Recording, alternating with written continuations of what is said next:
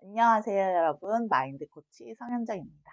저번 시간에 저희 강점에 대해서 배워봤는데요. 어떠셨나요?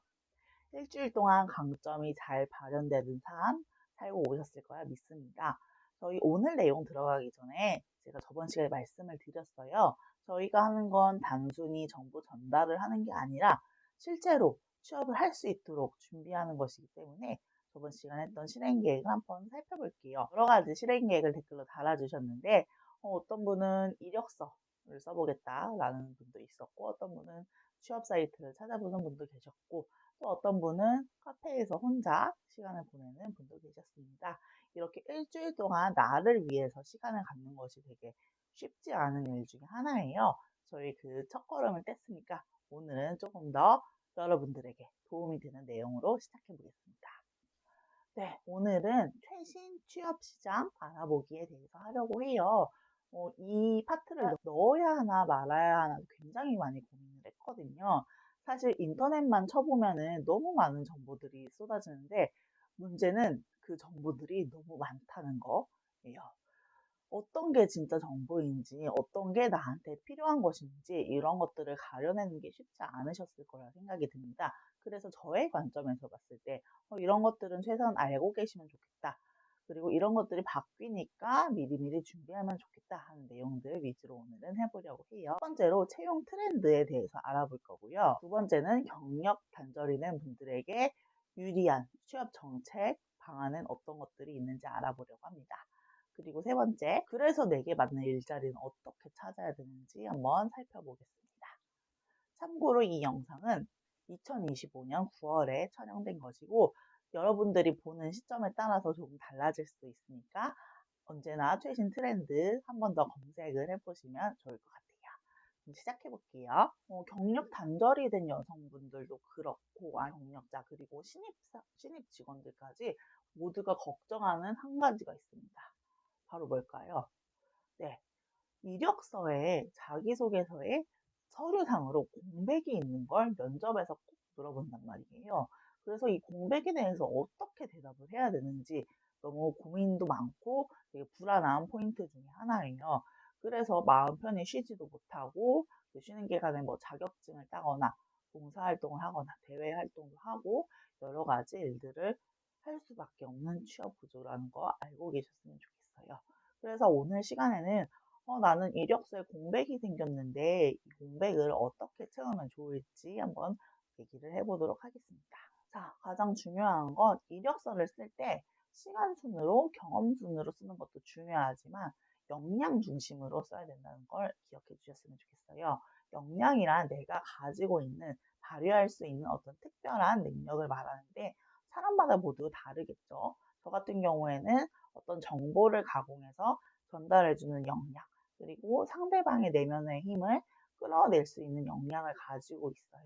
또 어떤 분은 숫자에 강한 분이 계실 거고, 꼼꼼한 분도 계실 거고, 리더십을 가지고 있는 분들도 계실 거예요. 이 역량을 파악하기 위해 공백기 내용을 활용하면 어떨까 한번 생각을 해봤습니다. 그래서 이름을 붙여봤어요. 바로 공백기에 스토리를 붙이는 거예요.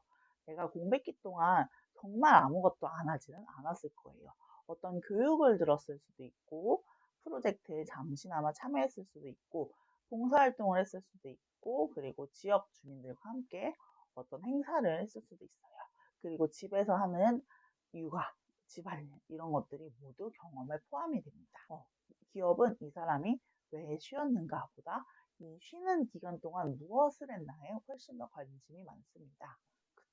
저는 주로 특성화고 고등학교에서 대학을 진학하는 친구들이나 바로 취업을 하는 친구들의 이력서를 봤었는데요. 그들에게조차 기업은 1년만, 6개월만, 3개월만 공백이 생겨도 너네 왜 쉬었어? 너 왜 쉬었어? 그 기간 동안 무슨 노력을 했어? 취업하기 위해서 어떤 노력을 했니? 라고 물어보는 곳이 기업이더라고요. 그래서 특히나 경력을 가지고 있는데 이 경력이 단절된 경우라면은 그 부분을 잘 채워야 자소서에서 이력서에서 무사히 넘어갈 수 있겠다라는 생각이 들었습니다. 그리고 정말 요즘에 가장 핫한 트렌드가 뭔지 알려드리고 싶어요. 제가 프리랜서 단톡방에 그리고 강사 코치 구인구직 단톡방에 여러 개 들어가 있는데 요즘 제일 많이 올라오는 강의 주제가 뭔지 아세요?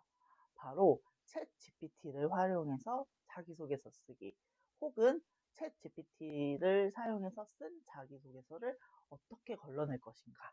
여기에 굉장히 많은 코칭이 들어오는 현상이 발생을 하고 있어요. 자, 여러분 들어보셨나요? 챗 GPT. 네, 요즘 진짜 핫한 키워드거든요. 인공지능인데 AI예요. 근데 그 친구한테 무엇이든 물어볼 수 있고 정말 원하는 답변을 누구보다도 퍼펙트하게 해주고 있어요.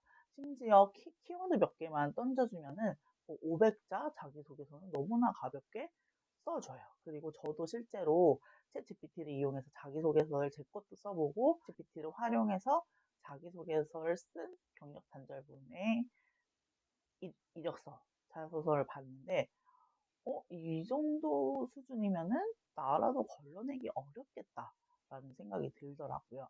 문장 구조 당연히 완벽하고요. 서사 포함되어 있고 키워드 중심으로 그 기업에 맞는 것들을 정말 완벽하게 써주고 있습니다. 제가 심리학과라는 거 다들 알고 계실 거예요. 한 가지만 더 말씀드리면 저는 사실 진로를 고민을 할 때 앞으로 어떤 일을 할까 고민을 했을 때 이 일은 그래도 AI가 인공지능이 대체하기엔 조금 어렵지 않을까라는 생각을 했었어요. 그래서 저도 공백기 때 그때는 취성패라고 했었거든요. 취성패를 하면서 그 직업 상담사 선생님이랑 상담을 했어요. 어떻게 하면 좋을까? 앞으로 어떤 쪽으로 진로를 나아가면 좋을까 했을 때 추천을 받았던 게 바로 그분이 하고 있는 직업 상담사라는 직업이었어요. 심지어는 요즘에는 직업 상담사를 위한 챗 GPT 활용법까지 나올 정도로 열기가 뜨겁다고 합니다. 네, 제가 이 말씀을 드리는 건 여러분들이 지금까지 해왔던 일도 중요하지만 그 일들 속에서, 경험 속에서 내가 겪었던 사례들 속에서 AI와 인공지능을 이겨낼 수 있는가, 이 트렌드를 반드시 읽어보셨으면 좋겠습니다. 정 모르겠다 하시면은 댓글로 남겨주시면 저 결국 챗 GPT 유료 버전 결제했거든요. 네, 제가 어느 정도 도움을 드릴 수 있을 거라고 생각해서 메일로 주셔도 되고 여러 가지 루트로 연락을 해주셨으면 좋겠습니다. 3강 첫 시간 취업 트렌드로 열어봤는데 두 번째 시간에는 그래서 실질적으로 경력 단절된 분들이 받을 수 있는 도움은 어떤 것들이 있는지 정책을 활용하는 방법을 같이 이야기해 볼게요. 네, 첫 번째 강의 여기서 마치겠습니다.